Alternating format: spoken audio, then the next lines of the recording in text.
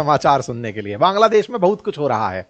चच्चा मोहम्मद यूनुस जो हैं उनको सत्ता का संकट सताने लगा है। लग रहा है कि उनकी सत्ता संकट में, हो सकता है कि उन्हें पद से हटा दिया जाए। इसलिए हेडलाइंस बन रही हैं कि चच्चा धमकी दे दिए हैं, कहे हैं कि हम बांग्लादेश के अंदर पद से रिजाइन मार देंगे, अंतरिम सरकार से हट जाएंगे, तुम लोग हमको जीने नहीं दे रहे हो। कौन लोग नहीं जीने दे रहे हैं? तो हेडलाइंस कुछ इस तरह से हैं कि आप फ्रस्ट्रेटेड हैं और ये सोच रहे हैं कि पद से इस्तीफा दे ही दें क्या। हम बनाने चले थे मतलब बांग्लादेश के अंदर कुछ बेहतरीन, लेकिन ये लोग हैं कि काम नहीं करने दे रहे हैं। कौन लोग काम नहीं करने दे रहे हैं? सेना काम नहीं करने दे रही है। और कौन लोग काम नहीं करने दे रहे हैं? राजनीतिक दल काम नहीं करने दे रहे हैं। सर ये तो कुछ पहचाना हुआ सा चेहरा लग रहा है। हाँ हाँ बिल्कुल पहचानिए ना, यही तो वो आदमी है, यही वो बालक है जिसको कहा जाएगा जैन जी नेता है। मतलब उस जनरेशन में पैदा हुआ है जिस समय इंडिया में 4G आया होगा। कुल मिलाकर के ये जो नेता है, जो शेख हसीना के खिलाफ जनता को एकजुट करने में कामयाब हुआ था, छात्र नेता जिन्होंने शेख हसीना को सत्ता से उखाड़ फेंका। फिलहाल ये नेताजी जो हैं वो खिलाफ कर गए हैं, किसके? मोहम्मद यूनुस के। और खिलाफत इस तरह कर गए हैं कि खुद की पार्टी बना लिए हैं और चचा से कह रहे हैं कि देखो यार, आप आए हमारे कंधे पर बैठ करके सरकार बना लिए, सरकार में अंतरिम सरकार के अंदर अब आप बढ़िया मुज्जी खा रहे हो, कभी चाइना जा रहे हो, कभी पाकिस्तान जा रहे हो, बढ़िया जगह अपना अपना रिप्रेजेंटेशन दे रहे हो। ऐसे नहीं चलेगा भाई। चुनाव कराओ, जिस चीज के लिए आपको लेकर आए थे वो तो करवाओ, रिफॉर्म के नाम पर कर क्या रहे हो? तो कुल मिलाकर के चच्चा के पीछे सब लोग पड़ गए हैं। जो पीछे खड़े थे अब वो सामने आकर खड़े हो गए हैं। वो लोग जो कभी चच्चा का प्रतिनिधि बनकर के जाया करते थे इधर उधर, अब वही लोग इनको काम नहीं करने दे रहे हैं। Political parties trying to prove interim government as failed one, ऐसा ये व्यक्ति बोलता है। कौन बोलता है? नाहिद। नाहिद कौन है? यही जो व्यक्ति मैं आपको अभी बताया, जो स्टूडेंट प्रोटेस्ट का चेहरा हुआ करता था, जिनके चलते इन्होंने यानी कि मोहम्मद यूनुस ने सत्ता पाई थी। अब वही चाह रहे हैं कि ये सत्ता से हट जाएं और चुनावों को स्थान दें। हालांकि कह सकते नहीं हैं, कह सकते नहीं है तो पूछ लिए कि सर बताइए ना, सुना है कि आप पद से इस्तीफा देने वाले हैं। तो इस पूरी कहानी को विस्तार से समझेंगे। थोड़ा सा नाहिद के बारे में जान लीजिए, क्योंकि आज की खबर का केंद्र नाहिद से ही शुरू होता है, क्योंकि यहीं से ही खबर निकली है कि ये मन इनका दुख रहा है, पद छोड़ने पर विचार कर रहे हैं। नाहिद की कहानी क्या है? तो नाहिद जब सत्ता में सबसे पहले इनके साथ आए थे, इनके साथ साथ कुछ अच्छे पदों पर बैठे, दुनिया में घूमे, बाइडेन से शाबाशी लिए, उसके बाद से नाहिद निकल लिए और निकल करके अपना एक राजनीतिक दल बना लिए। उन्हें समझ में आ गया कि भविष्य में अगर अंतरिम सरकार का हिस्सा रह गए तो हो सकता है भविष्य की जो और पार्टियां हैं वो इन्हें काउंट ही ना करें, एक स्टूडेंट लीडर की तरह से रख दें। इसलिए ये अंतरिम सरकार से बाहर निकले और अपनी एक राजनीतिक पार्टी बना लिए 1 मार्च के दिन, और नई पार्टी लॉन्च करके अपना मिशन क्लियर कर दिए कि अब हम भी चुनाव में पार्टिसिपेट करेंगे। तो बांग्लादेश की राजनीति में इस समय 4 बड़े चेहरे हैं। शेख हसीना आवामी लीग से हैं, फिलहाल भारत में है। खालिदा जिया, जो कि जब शेख हसीना पीएम हुआ करती थी तब इलाज कराने के बहाने लंदन छुपकर बैठी थी, लेकिन अब ये लौट चुकी हैं। इसी तरह से मोहम्मद यूनुस, जो इस समय अंतरिम सरकार में है, किसी को नहीं पता कि ये कैसे सरकार में है, तो आशीर्वाद स्वरूप अमेरिका का ही हाथ माना गया कि भाई उनने इनके ऊपर आशीर्वाद रखा हुआ था कि हाँ भाई चलते रहो, तो ये इस्माइल के साथ चलते रहे। ये नाहिद इस्लाम है, जो ये समझ गए थे कि बहुत दिन तक इनके साथ रहे तो इतिहास बन जाएंगे। ऐसे में इन्होंने अपनी पार्टी बनाई और अब जातीय नागरिक पार्टी के नाम से अपनी पार्टी चलाते हैं। इनका कहना है कि हम ना तो प्रो पाकिस्तान होना चाहते, ना प्रो इंडिया होना चाहते। बांग्लादेश की राजनीति में शेख हसीना प्रो इंडिया मानी जाती हैं, खालिदा जिया प्रो पाकिस्तान मानी जाती हैं, और ये कह रहे हैं कि हम कहीं के नहीं हैं, हम बांग्लादेश फर्स्ट हैं। तो भाई साहब आप कौन हैं? अमेरिका फर्स्ट हैं। तो ये नया रूप लेकर के अमेरिका फर्स्ट का चले आए थे। तो इनका जो अमेरिका बाइडेन वाला प्रेम था, इसके चलते बांग्लादेश के अंदर सत्ता परिवर्तन हुआ, वो आपने और हमने सबने अच्छे से देखा। लेकिन अब क्या हो रहा है? अब ये हो रहा है कि यूनुस सोच रहे हैं कि वो पद से रिजाइन कर दें। क्यों रिजाइन कर दें? बोले सब लोग हमारी सहमति में हैं ही नहीं। कौन सब लोग? ये सारे लोग जो हैं ये इनके समर्थन में नहीं हैं। और समर्थन में नहीं है इस बात के बारे में कौन बताया? खुद नाहिद इस्लाम बता दिया। नाहिद इस्लाम ने हाल ही में बीबीसी बांग्ला को अपने इंटरव्यू में बताया कि मैं जाकर सर से मिला था। कौन से सर से मिला था? मोहम्मद यूनुस से मिले थे और सर से पूछा था कि सर क्या सोच रहे हैं। उन्होंने कहा कि मैं जो करना चाहता हूं वैसा लोग मुझे करने नहीं दे रहे हैं, तो मुझे लगता है कि पद छोड़ देना चाहिए। तो उनमें वो कौन लोग हैं जो सर को कुछ करने नहीं दे रहे हैं? तो उसमें नाम आर्मी चीफ का आता है। आर्मी चीफ कौन है? तो वकार उज्जमान है। वकार उज्जमान कौन है? वकार उज्जमान वो हैं जो शेख हसीना के टाइम पर सेना प्रमुख बने थे।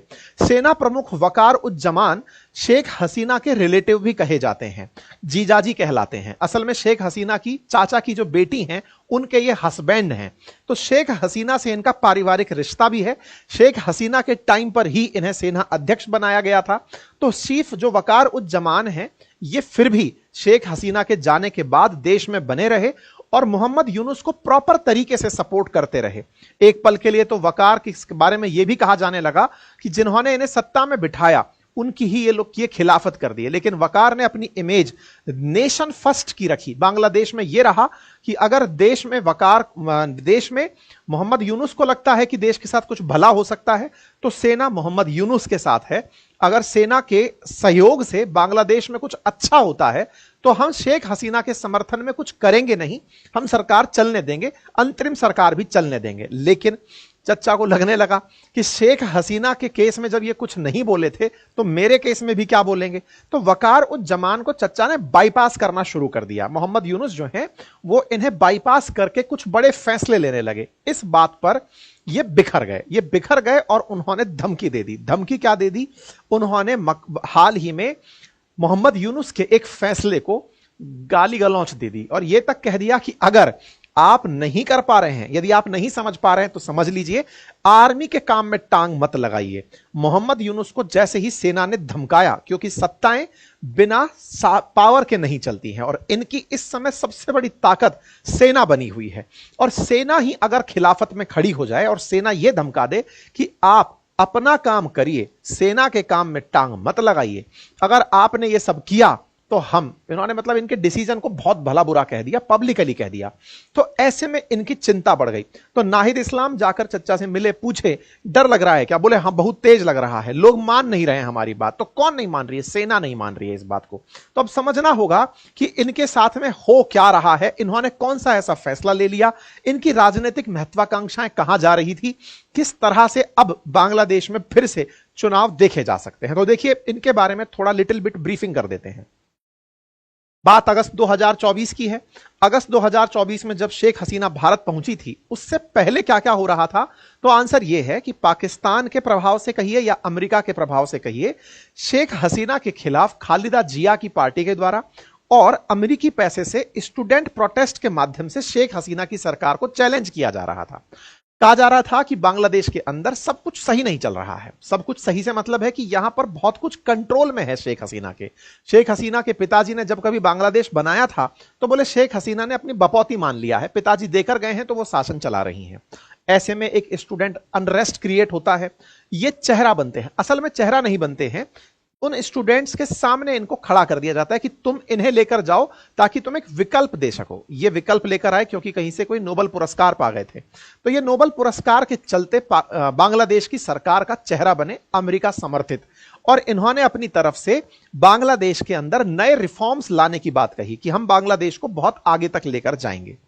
ऐसे में इन्होंने काम करना शुरू किया। काम में इनकी सारी नीतियां भारत विरोधी दिखाई देना शुरू हुई। पाकिस्तान प्रेम दिखा, चाइना प्रेम दिखा, भारत के खिलाफ शेख हसीना का जो गुस्सा है वो भारत के खिलाफ इन्होंने मोड़ दिया। पूरे बांग्लादेश को पूरी तरह एंटी इंडिया बनाने का इन्होंने प्रयास किया। बढ़िया से यह काम चल भी रहा था क्योंकि दुश्मनी जो शेख हसीना से थी वो भारत के खिलाफ बढ़िया से निकलवाई जा रही थी। कई सारे ऐसे प्रयास किए इन्होंने जो भारत के इतने लंबे समय से एहसान तले जो बांग्लादेश दबा हुआ था, उन सारे एहसानों को ओवरकम कर गया। इनको ऐसा लगने लगा कि मुजीबुर रहमान जो कि बांग्लादेश के राष्ट्रपिता कहे जाते हैं या बंग बंधु कहे जाते हैं, उनको उखाड़ करके आने वाले समय में यही बंग बंधु कहलाएंगे। यानी आने वाले समय में इनकी महत्वाकांक्षाएं ऐसे बढ़ने लगी कि जैसे भारत में महात्मा गांधी हैं, पाकिस्तान में जिन्ना है, बांग्लादेश में मुजीबुर रहमान है, ऐसे आने वाले समय में लोग इन्हें याद रखेंगे। इनकी यही लालसा इन्हें एक और गलती की तरफ अग्रसर करती ले गई। असल में जितना भी ये पॉलिटिकल अनरेस्ट था वो इसलिए था कि शेख हसीना ने पिछले जो चुनाव जीते थे उसमें खालिदा जिया की पार्टी को चुनाव ही नहीं लड़ने दिया था, या यूं कहिए कि उन्होंने चुनाव से पहले जो अंतरिम सरकार बनानी होती है वो नहीं बनाई थी, जिसके चलते खालिदा जिया की पार्टी ने चुनाव में पार्टिसिपेट करने से इनकार कर दिया था। इसके चलते शेख हसीना चुनाव पूरी तरह जीत कर आ गई थी। भारत ने उनके चुनाव का समर्थन कर दिया था। तो शेख हसीना के खिलाफ खालिदा जिया के जो कार्यकर्ता थे वो और स्टूडेंट्स जो नाराज थे, या फिर कहिए कि जिन्हें मतलब फ्यूल किया गया था बाहर से, वो शेख हसीना के खिलाफ प्रोटेस्ट में खड़े हुए और बाकायदा शेख हसीना को निकाल फेंका।